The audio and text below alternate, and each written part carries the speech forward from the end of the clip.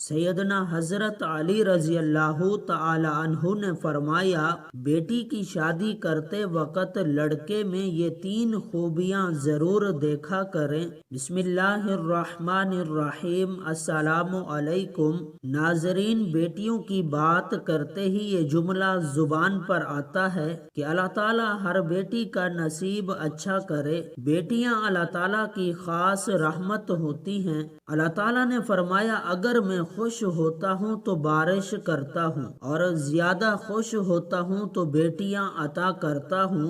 बेटियां कहाँ हर एक के नसीब में होती हैं। अल्लाह ताला को जो घर पसंद हो वहाँ बेटी जैसी रहमत अता फरमाते हैं और वो बेटी अपना रिज्क और नसीब साथ लेकर आती है। अगर किसी बेटी के नसीब में परेशानी दुश्वारी हो तो ये पहले ही दिन से उसके नसीब में लिख दी जाती है। बस अब ये उन पर मुनहसर है कि वो उस दुश्वारी का मुकाबला कैसे डट कर करती है या फिर अपनी दुआओं को अपनी तकदीर पर हावी बना देती है। तो बेटियों की बचपन की शरारतें वालिदैन को पूरी उम्र नहीं भूलती। बड़ी होकर बेटियां और भी अच्छी लगती हैं, मगर रुखसती के बाद उनकी बातों को याद करके वालिदैन और भी खुश होते हैं। हर वालिदैन की ये तमन्ना होती है कि वो अपनी बेटी को कभी भी अपने से दूर न करें, लेकिन सुन्नत नबवी पर अमल करते हुए उन्हें दूसरे घर रुखसत करना पड़ता है। एक बहन ने लिखा है कि कुछ रोज पहले पेश आने वाला ये एक सच्चा वाकया है। वो कहती है कि मैं सब्जी खरीदने की गरज से एक सब्जी फरोश बाबा की दुकान पर गई। बाबा के पास उनकी 5 साला मासूम सी पोती बैठी थी, जो बड़ी मासूमियत से बाबा जी को बोरी से सब्जी निकाल निकाल कर दे रही थी। इतनी देर में एक साहिब भी सब्जी खरीदने वहां आ मौजूद हुए। लगता था कि बाबा जी से उनकी पुरानी जान पहचान है। उनके दरमियान होने वाली गुफ्तगू से ही मुझे अंदाजा हुआ था कि वो बच्ची बाबा जी की पोती है। उन साहिब ने आते ही बाबा जी से उस बच्ची के बारे में पूछा तो बाबा जी ने बताया कि ये मेरी पोती है। मजीद ये भी बताया कि मेरे 4 पोते भी हैं। फिर बाबा जी ने उन साहिब से उनकी बेटियों का हाल चाल पूछा और साथ ही दुआ दी कि अल्लाह उनके नसीब अच्छे करे। बस ये सुनने की देर थी कि उन दोनों के दरमियान एक इंतहाई दिलचस्प और सबक आमोज गुफ्तगू का आगाज हो गया। मैं अपनी सब्जी वगैरह भूल भाल कर उन दोनों के दरमियान होने वाली दिलचस्प गुफ्तगू को सुनने के लिए एक तरफ होकर खड़ी हो गई। जो ही बाबा जी ने दुआ दी उसी वक्त उन साहिब ने पलट कर बगैर किसी तवक्कुफ के बाबा जी से सवाल किया, क्यों बाबा जी, सिर्फ बेटियों के ही नसीब अच्छे क्यों हूँ, बेटों के क्यों नहीं? बाबा जी इस अचानक और गैर मुतवक्के जवाबी हमले के लिए कतई तैयार न थे। सवाल सुनकर वो घबरा से गए। कहने लगे कि साहिब जी, बेटियों के ही नसीब से डर लगता है कि पता नहीं शादी के बाद कैसा शोहर मिले, वो बेटियों को खुश रखे ना रखे, कहीं छुट्टी ना दे दे। बस इसीलिए सब यही कहते हैं और मैं भी यही कहता हूँ कि अल्लाह बेटियों का नसीब अच्छा करे। बेटों का क्या है, उनकी तो कोई ऐसी फिक्र या मजबूरी नहीं होती। ये सुनकर वो साहिब दोबारा गोया हुए कि बाबा जी, जिन बदनसीब बेटों की वजह से हमारी बेटियों को बदनसीबी का जहर लग जाता है और उन्हीं के खौफ की वजह से बेटियों के नसीब अच्छे होने की दुआएं मांगी जाती हैं, तो आप उन बदनसीब बेटियों के लिए दुआ गो क्यों नहीं होते कि अल्लाह बेटों के नसीब अच्छे करे ताकि हमारी बेटियां खुश रह सकें। अगर हमारे बेटे अच्छे नसीब वाले हो जाएं तो हमारी बेटियों का नसीब लामहला अच्छा हो जाएगा। हम खुद ही बेटियों को बोझ समझने लगते हैं اور خود ہی ان کے نصیب سے ڈرنے لگ جاتے ہیں، اور جو ان ساری باتوں کی وجوہات کی جڑ ہے اس میں لگے دیمک کا علاج نہیں کرتے۔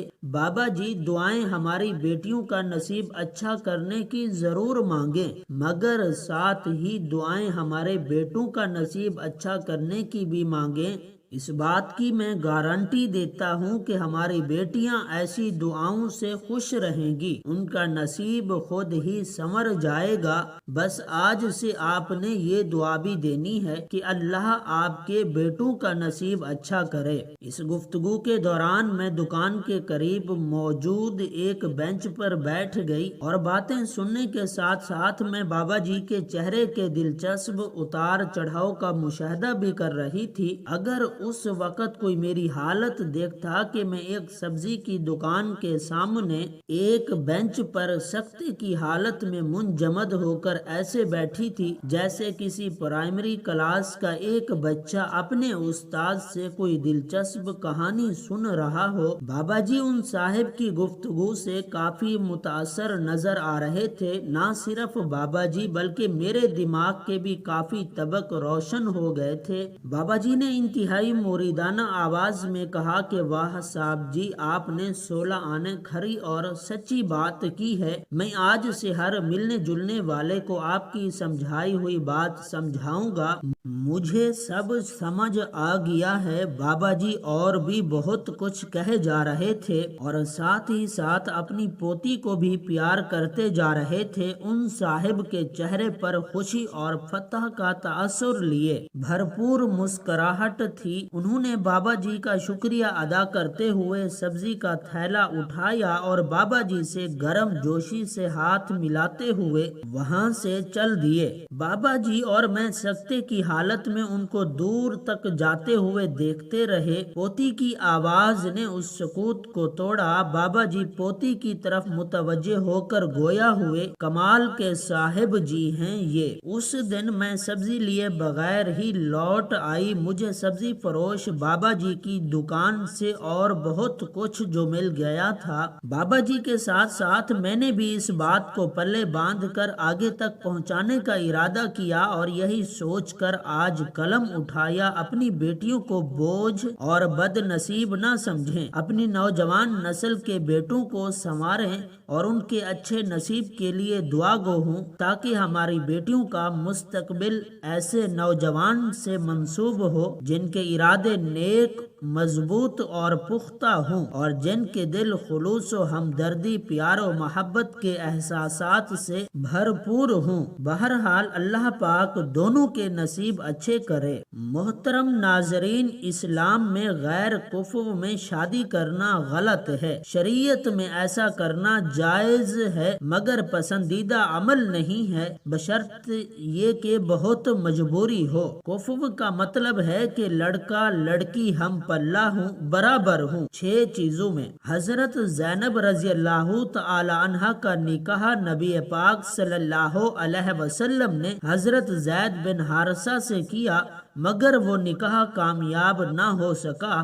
اس پر سب فقہا کا اتفاق ہے کہ باپ کے لیے غلط ہے کہ وہ اپنی بیٹی کا نکاح غیر کفو میں کرے، کیونکہ عورت شوہر کے ماتحت ہوتی ہے اور جس کے ماتحت ہوتی ہے اس کا آپ سے درجے میں اوپر ہونا ضروری ہے۔ آپ کبھی بھی ذہنی طور پر اپنے سر کا تاج ایسے شخص کو نہیں بنائیں گے جو آپ سے کم تر ہو۔ یہ اس لیے ہے تاکہ عورت کو اس چیز کا احساس ہو کہ میرا شوہر دیکھنے میں واقعی میرا شوہر لگ رہا ہے، ہاں میں اس کی اطاعت کروں گی لیکن میرے شوہر کا مجھ سے مرتبے میں اونچا ہونا ضروری ہے۔ اس سے عورت کو تحفظ کا احساس ہوتا ہے۔ عورت چاہے خود کتنی مالدار یا مضبوط کیوں نہ ہو لیکن وہ اپنے شوہر کو ہمیشہ خود سے مضبوط دیکھنا چاہتی ہے۔ اب اگر ایک بریگیڈیئر کی بیٹی ہے اور اس کی شادی ایک بالکل لو لیول بندے سے ہو جائے، ہاں وہ بھی مسلمان ہے جنت میں بھی جائے گا، لیکن یہ جوڑا آپس میں چلے گا نہیں، کیونکہ اسلام دین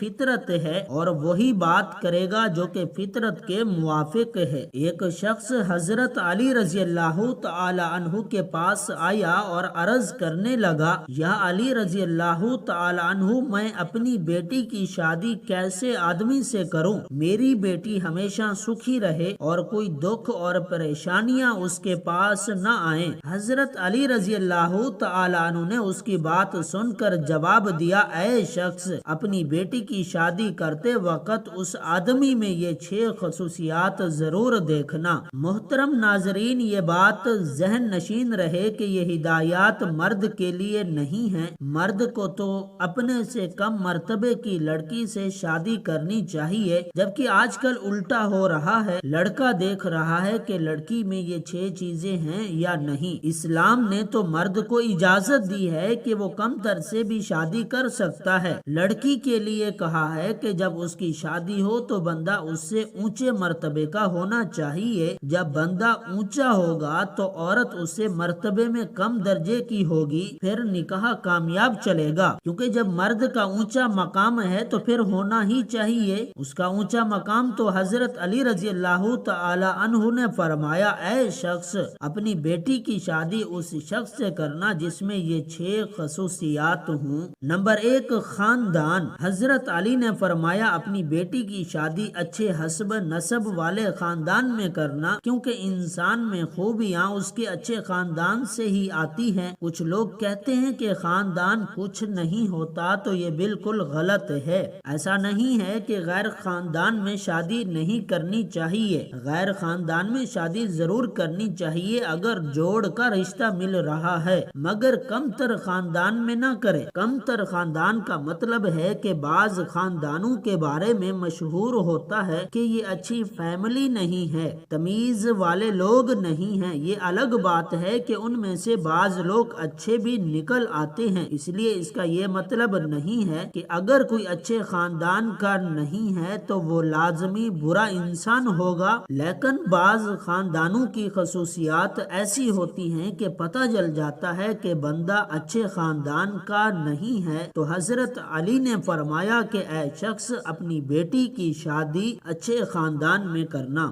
نمبر 2، پیشہ۔ حضرت علی رضی اللہ تعالی عنہ نے فرمایا کہ اپنی بیٹی کی شادی اس لڑکے کے ساتھ کرنا جس کا پیشہ اچھا ہو۔ لڑکی بہت اونچے خاندان کی ہے اور والدین اس کی شادی بالکل ایک لو لیول کے آدمی سے کر رہے ہیں، تو یہ بے جوڑ رشتہ نہیں چلے گا۔ نمبر 3، حضرت علی نے فرمایا، اپنی ذہین بیٹی کی شادی کسی کند ذہن شخص سے نہ کرنا، ورنہ اپنی بیٹی کی زندگی اپنے ہاتھوں سے برباد کر دو گے۔ کچھ لوگ ایسے ہوتے ہیں، بات کرتے ہیں تو بندہ کہتا ہے کہ یہ چپ ہی رہتا تو اچھا تھا۔ ایسے شخص کو مکھنجو کہا جاتا ہے۔ تھوڑا بہت فرق تو ہونا ہی ہے، مگر بالکل ہی باولا ہے، تو ذہین و فتین لڑکی کا گزارا ایسے شخص کے ساتھ نہیں ہو سکتا۔ نمبر 4، حضرت علی نے فرمایا کہ اپنی بیٹی کی شادی مال والے شخص سے کرنا۔ یہاں پر مال کا مطلب وہ نہیں ہے جو کہ آج کل زمانے میں لیا جاتا ہے۔ ہمارے ہاں دولت کا مطلب بینک بیلنس زیادہ ہو۔ یاد رکھنا، شریعت اس کو نہیں دیکھتی، کیونکہ پیسہ آنے جانے والی چیز ہے۔ دولت کا مطلب یہ ہے کہ وہ اتنا مہر دینے پر قدرت رکھتا ہو جتنا مہر اس خاندان میں لڑکی کا ہوتا ہے۔ شریعت دولت کو اس لیے نہیں دیکھتی، دولت آنے جانے والی چیز ہے۔ کوئی آج غریب ہے تو کل پیسہ آ سکتا ہے۔ کتنے لوگ ایسے تھے جو کہ شادی سے پہلے امیر تھے مگر شادی کے بعد مفلسی کا شکار ہو گئے۔ اس لیے اگر دونوں ہاتھ دونوں پاؤں سلامت ہیں تو شریعت آپ کو دولت مند مانتی ہے، کیونکہ آپ کما سکتے ہیں۔ حضرت علی نے اس شخص سے فرمایا کہ اپنی بیٹی کی شادی مال والے شخص سے کرنا۔ نمبر 5، اسلام۔ حضرت علی نے اس شخص کو نصیحت کی کہ اے فلاں شخص، اپنی بیٹی کی شادی کسی دیندار آدمی سے کرنا اگر چاہتے ہو کہ تمہاری بیٹی ہر دکھ سے آزاد رہے۔ اس کا مطلب یہ ہے کہ اگر لڑکی دیندار ہے اور لڑکا کسی کبیرہ اعلانیہ گناہ میں مبتلا ہے تو وہ بھی اس لڑکی کے جوڑ کا نہیں ہے، کیونکہ یہ اچھے جوڑ کی شادی نہیں ہے۔ لڑکا تو عیسائی لڑکی سے بھی شادی کر سکتا ہے کیونکہ وہ کم تر ہے اور اس کے ماتحت ہوگی، لیکن لڑکی کا نکاح کرتے وقت والدین کو دیکھنا پڑے گا کہ لڑکی اگر دیندار ہے، پردہ دار ہے، تو آپ اس کی شادی کسی شرابی کبابی بے دین شخص سے نہیں کر سکتے، یہ غلط ہو جائے گا۔